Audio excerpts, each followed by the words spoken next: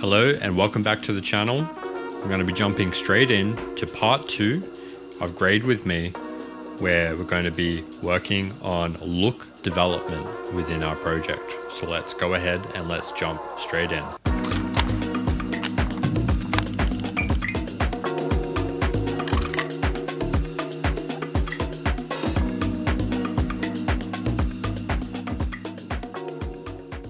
Alright, so we're here inside of Resolve. We have our hero shot selected and we're going to be developing our look for this particular project.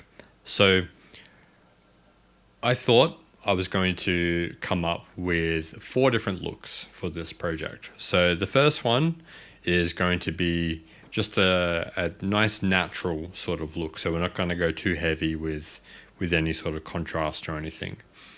But the other 3 looks, I want to take a look at a few different references and pick out some components of those references and use that as the basis to go ahead and build the look. So when I'm developing looks, I like to think of probably 3 main components. The first one being the contrast curve of a particular look. Second one being the color rendering, so that could be hue shifts, it could be saturation, anything like that really. And then the third one, which we're not going to cover so much today, we'll probably look at that in a later episode, and that's going to be texture. So we're not developing the texture as part of this, but that I think is an important part of the look. So let's take a look at some references and see what sort of inspiration that we can pull from those. So the 3 looks that we're going to try and achieve from a creative perspective, we're going to be going first of all for a kind of modern film sort of look. So I've pulled in a couple of references here. So I just have those laid out here on the timeline. And what I really like about all of these is the color rendering it's got a kind of filmic component to it. I would say the contrast curve it's quite strong. You know, it feels very modern. You know, it feels well suited to content that we would see on things like Netflix. So the components that we're going to be looking for in this modern film look is going to be a really nice color rendering. We're not going to go too crazy with any color washes. We're not going to be pushing things too warm or too cool. And our contrast, we're going to go quite strong in our contrast. But what I'm noticing in all of these is a really nice black point. So we're going to make sure that we're not touching zero black with our contrast curve. The next look that we're going to jump into is, I'm calling it the nostalgic look. All of these references actually come from a single episode of a TV show. And in this show, there was a kind of flashback sequence. And I really liked the colors that they pulled out, you know, for this episode. It's probably not too far away from the previous look, but what I'm really thinking about is this kind of quite warm color cast, which really makes me think of, like, you know, old Kodak films and things like that. So quite a soft contrast from all of these, but that's what we're going to go for in that particular look. And the final look that we're going to go for, I'm calling it saturated. And this is going to be inspired by things like Asteroid City, as you can see here. But I've got a few other references. And these really go for I would say quite a hyper-real sort of saturation. Now, a lot of this is not really possible just from the look. We have to keep that in mind. A lot of this is going to come down to wardrobe and set design as well. So, of course, It's not possible just with grading tools to achieve this sort of look, but we're going to take inspiration. And I think that's the important thing from references. You know, these are all big Hollywood productions, you know, with multi-million-dollar budgets. Don't expect your Sony S-Log footage to suddenly, with a simple, you know, a few grading tweaks here and there to replicate these sort of images. But I think, you know, looking at these, again, it's quite a soft contrast. And I would say especially these asteroid city references, there's extremely low contrast and a very, very high saturation. So we're going to see if we can achieve that. If you like these sort of DaVinci Resolve tutorials, make sure that you do subscribe to the channel. There'll be plenty more coming out soon. So we have our hero shot here, which I have balanced. That was done in the previous episode. It's always good to make sure when you are doing look development that your footage is starting from a neutral point. You don't want to be building necessarily into the look any form of, you know, white balance adjustment or whatever it may be. It's not the best way to go about it. So we're going to be operating at the timeline level here for simplicity within this project. So any nodes or anything that I apply here on the timeline level is going to affect all of the clips within our timeline. This is a very easy way to build a macro level look, which is what we're doing.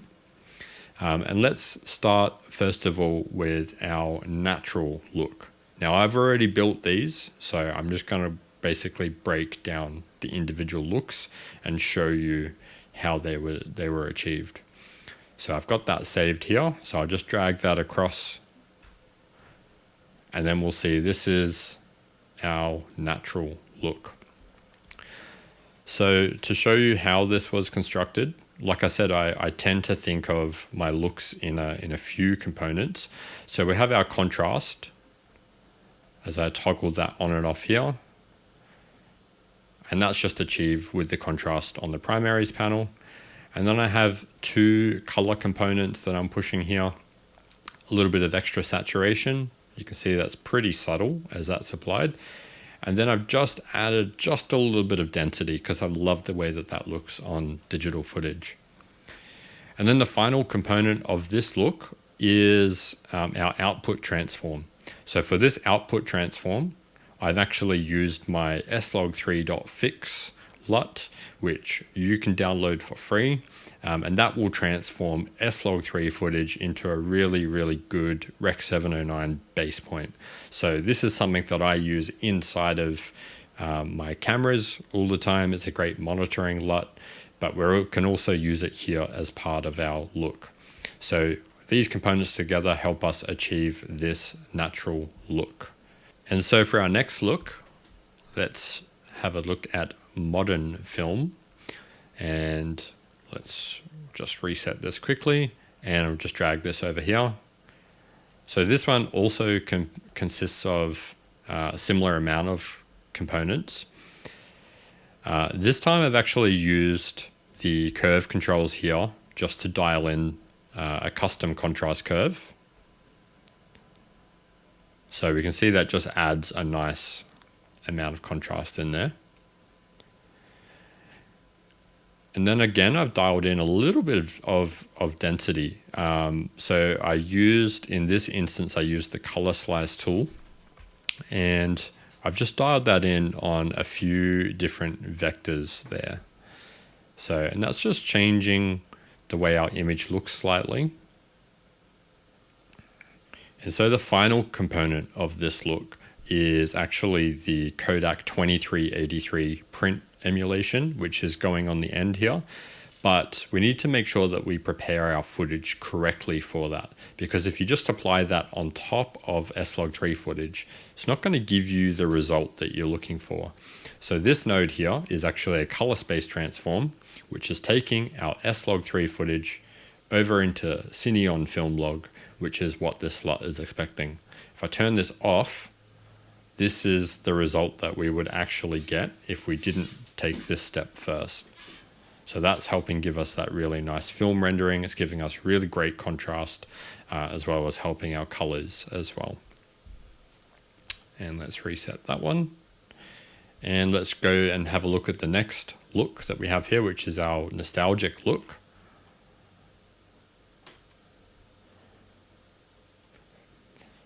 So for this one, I thought we would go for a really nice low contrast look. So I've just used the contrast control available on the primaries, and I've turned that down to 85% with this control.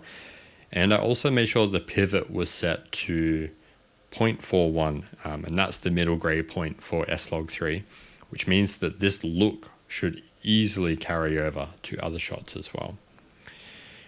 Then used a little bit of the color slice tool here just to make some adjustments to a few different vectors. So just made some slight tweaks to the blue and the cyans.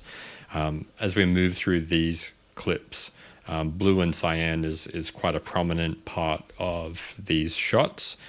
And then I've also made use of the color warper just to move some of the colors around to help give that sort of vintage look that I was looking for here. And then finally, I have used one of the phantom LUTs as our output transform here. So this is actually another kind of Kodak emulation, and that's taking us out to Rec 709. And that's being applied here at the end. So if I disable these three, that's what the LUT would just look like on its own. And then that's the preparation that I've pushed back into that LUT. All right, and then for look number 4, we have our saturated look. So we'll just reset this again and drop this on like so. Now this one's got a little bit more going on, so let's close down our gallery for a second. So when I'm building a look like this, I think about the output transform quite a lot. So I've got a CST on the end here, which is taking us out to Rec 709, but I wanted to give a little bit more character before we hit that transform. So let's just turn these components off here first.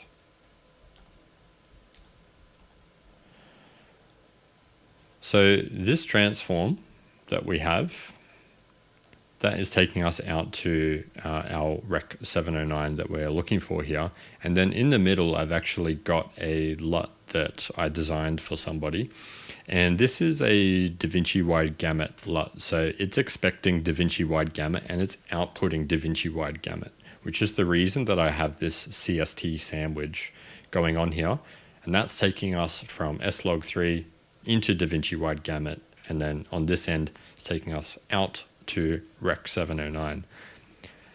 The benefit of working like this is that this LUT is quite a strong look on its own, and by having it fed like this rather than it itself being the Rec 709 transform, I can actually make use of the key output gain control to mix in a certain amount of that LUT.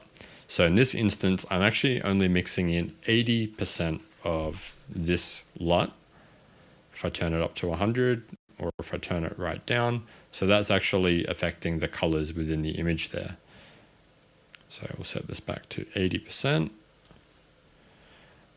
That's a real benefit of having these kind of scene referred creative LUTs as opposed to a display referred creative LUT. And then just like before, we have a few different elements which are feeding into that. So have this, went for a really, really, really low contrast. Using the custom curves here, I have strategically desaturated certain parts of the color spectrum. And that can just help emphasize other colors. So you don't always need to push up saturation. Sometimes you can work the opposite way, desaturate certain colors. It will emphasize what's actually remaining. I also made use of the HSV color space to apply some boosts here. So we can do that by right-clicking on a node and changing the color space to, I've used HSV in this instance, And then I disabled channels 1 and 2. So that's disabling the hue channel as well as the value channel, which is essentially your exposure. And then I can actually just use the gamma and gain wheels to dial in the saturation that I want for this look. And then finally, I just used the color warper to try and give a little bit more color separation. So I wanted the skin to pop out a little bit more from the background. We don't have a lot of natural color separation in these shots, so it was important that I included that for this look. So now that we've got our 4 different looks, I'm going to show you a great way to audition these looks easily. I like to use layer mixers to do this. So I've created this still, which is going to give us just a nice simple layout that we can use to audition these different looks. So I'm just going to drag onto, dropping it directly onto a node. These are our looks, and this is going to look a little bit crazy for a moment. So let's just set this up.